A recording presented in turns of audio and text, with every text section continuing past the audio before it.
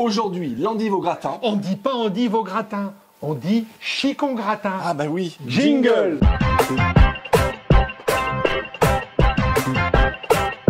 Salut à tous. Bonjour à tous.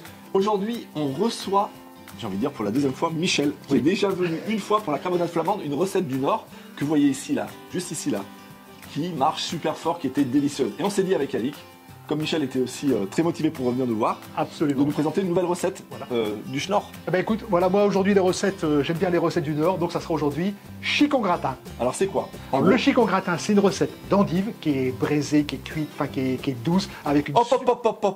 Et voilà pas tout le secret maintenant, ok?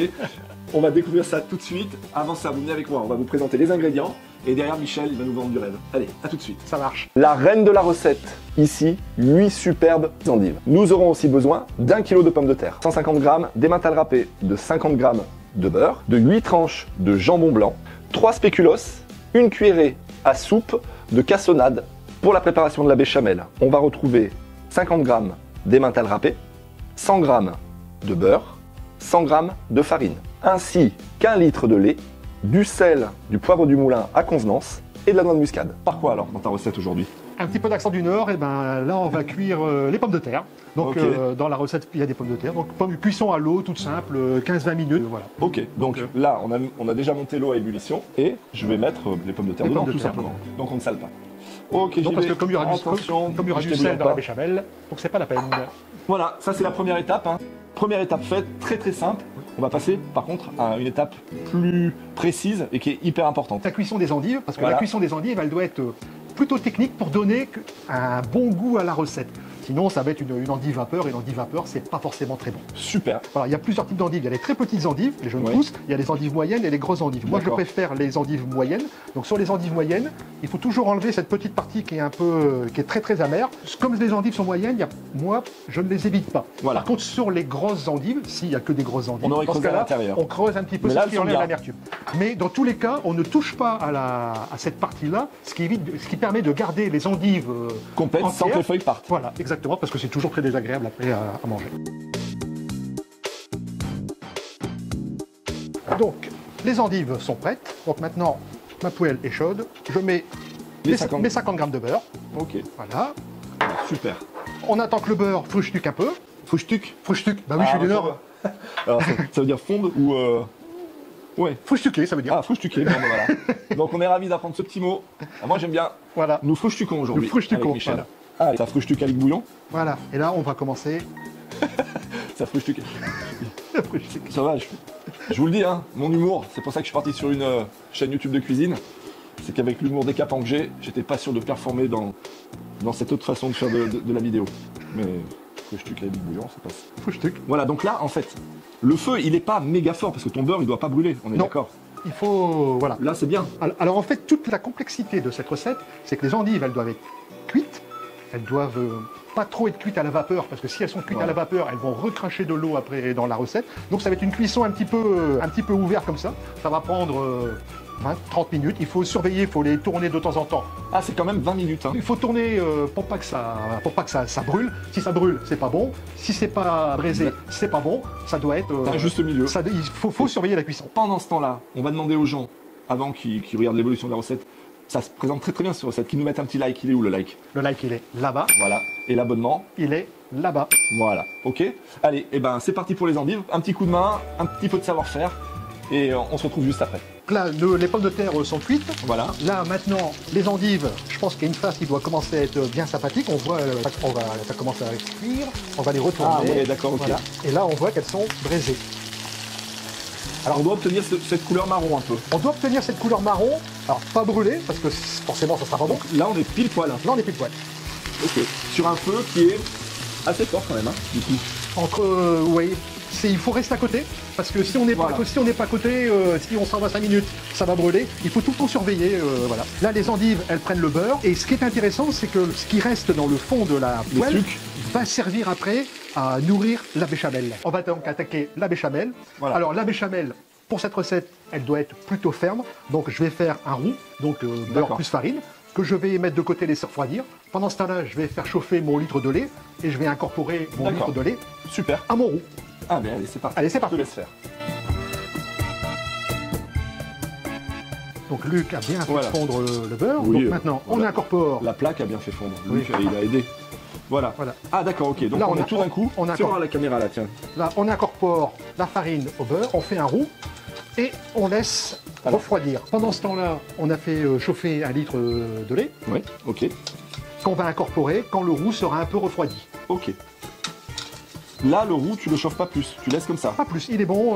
On le réserve. Alors, c'est pas la peine d'aller plus loin. Alors, il y a plusieurs écoles sur la béchamel. Il y en a qui le font plus foncé, il y en a qui le font moins foncé. Enfin voilà, après, c'est un peu propre à chacun. Toi, c'est comme ça. Moi, c'est comme ça. Donc là, Michel, on va chauffer 1 litre de lait. Voilà, allez, c'est parti. C'est parti, et là, on y va. On se retrouve dans 5 minutes pour finir notre super béchamel de Michel. Donc, le lait chaud sur le roux que je viens de faire.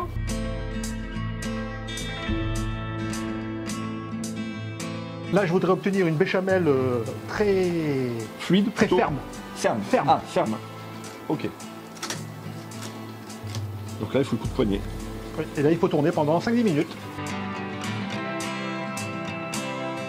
Oh sole mio, mi amo mucho.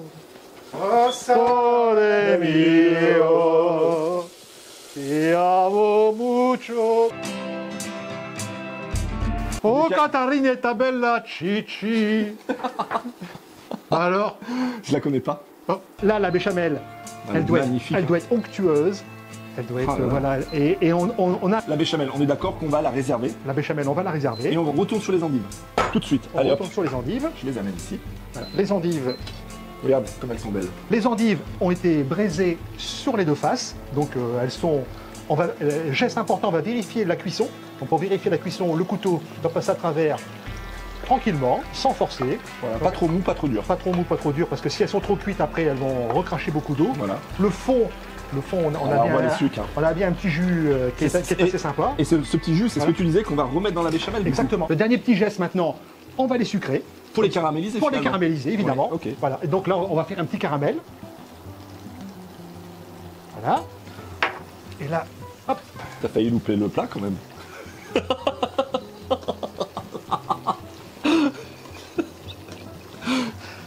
Ah, c'est la cuisine des copains. C'est la cuisine des copains, c'est la meilleure. L'endive, au départ, ça fait pas rêver. Hein. Il y a beaucoup de gens qui n'aiment pas. Mais en fin de compte, là, vous n'en rendez pas compte, mais ça va devenir quelque chose d'exquis. Et merci à toi de nous faire découvrir la valeur de ce légume-là. Là, c'est complètement autre chose. Oui. Ça va être la régalade. Moi, je sais que tous mes enfants aiment l'endive. Je leur ai fait aimer l'endive, alors qu'il y a plein d'enfants qui détestent l'endive. Ouais, c'est vrai. Quand les endives sont cuites comme ça, ouvertes, oui. elles n'auront pas d'amertume. Parce que quand les endives sont cuites à l'étouffée, elles risquent de garder leur amertume. Et donc, là, on est dégager aussi de l'eau. Là, voilà. Finalement, il n'y a pas de... Il y a très peu d'eau dans la poêle. Ouais. Les endives, on voit bien, elles sont cuites. Là, on est quasiment bon. On est quasiment bon. On va en faire quoi de ces endives là? Alors, ces endives, maintenant, on va les réserver. Là, tout est prêt pour monter le plat. Et puis, on va pouvoir terminer, passer au four pour le gratin. Super. Voilà. Allez. Notre béchamel s'est un peu reposée. Voilà. Qu'est-ce qu'on va faire pour conclure finalement cette béchamel? Tu nous as vendu du rêve tout à l'heure, on va voir jusqu'au bout. Alors là, maintenant, c'est quelque chose en deux temps. C'est-à-dire qu'on va mettre l'emmental dans les 50 grammes d'emmental dans la béchamel. Allez, on y va. Hop. Voilà. Attends, on va rien gaspiller. On y va. Donc, okay. Là, c'est pour donner de la... du liant, hein. Pour donner du liant et du goût à cette béchamel. Maintenant, on va pouvoir assaisonner un petit peu. Alors, un petit peu de sel. Alix dirait une pluie de sel. Alors, une pluie de sel. Voilà. Voilà. Un peu de poivre. Un peu de poivre. Là, c'est bien. Ça, c'est parfait. Alors, la muscade. Ah, tu fais au couteau. Moi, je la fais au couteau, parce que c'est beaucoup plus simple, je trouve. Ah, c'est bien. Voilà. C'est pas mal du tout. Hein. Voilà, je la fais au couteau. La béchamel, elle est prête. Ce qu'on va faire, on va prendre ça, le plat. Là, maintenant, je vais mettre un petit peu de béchamel dans le fond. Voilà. Hop, elle est magnifique. Hein. Bravo. Hein. Donc, ça donne vraiment envie. Hein. Un petit peu de béchamel dans le fond, que Luc va pouvoir, comme ça, les endives, elles reposeront sur un fond de béchamel. C'est ce qui sera bien meilleur. Faut l'étaler ou pas, là? Faut l'étaler. Ok. Voilà, je te donne ça. Ok. Moi, je récupère mon plat. Là, magnifique, hein, on va étaler les tranches de jambon. Voilà. Voilà. Donc là, une endive, une tranche de jambon. On prend les endives. Donc forcément, il y a très peu d'eau. C'est beau, hein. C'est très très beau. Hein. Ça donne envie, Alix. Hein. On va réduire un petit peu les spéculoos. On va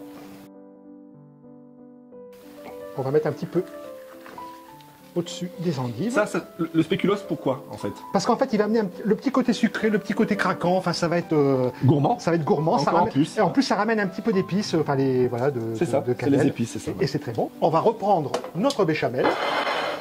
Dans la béchamel, ici, là, tous les sucs de cuisson de l'endive vont se retrouver. Ça, c'est magique. Dans la béchamel. Ça, c'est indispensable. La béchamel qui a été. Je l'envie. Oh, regarde voilà. Ça. Voilà. Voilà. Et ça, c'est ce qui va donner du goût à notre béchamel. Je mets la pomme de terre, tu la répartis un peu, voilà. Un peu de partout. Oui, un peu partout. Ça fait un plat qui est super riche, super intéressant en fait à la fin. Non mais vraiment, c'est magnifique. Hein. Merci Michel. Hein. Et je te redirai merci encore tout à l'heure.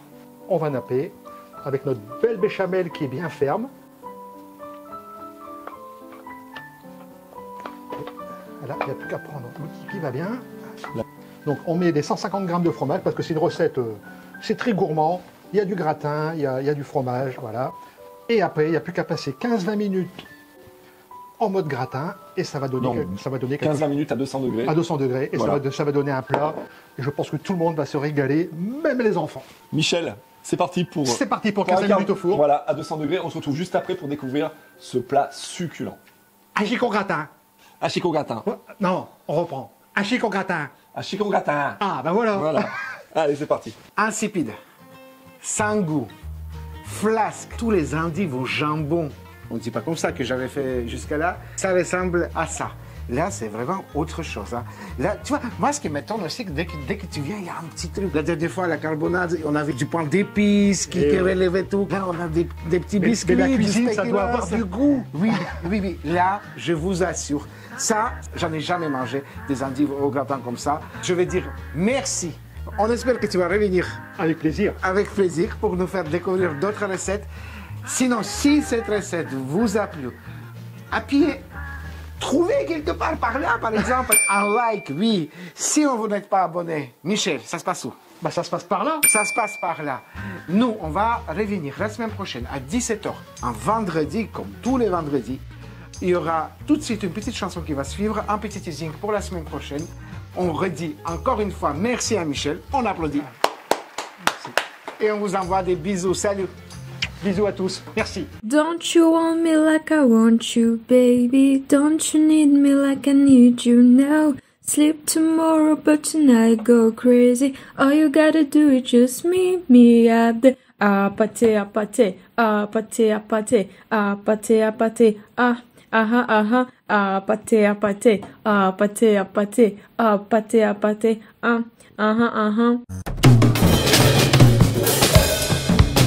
Les choux de Bruxelles, comme vous n'avez jamais mangé dans votre cantine à l'école. Ouais, ça c'est sûr. Non. On y va, Alic? On y va. Allez.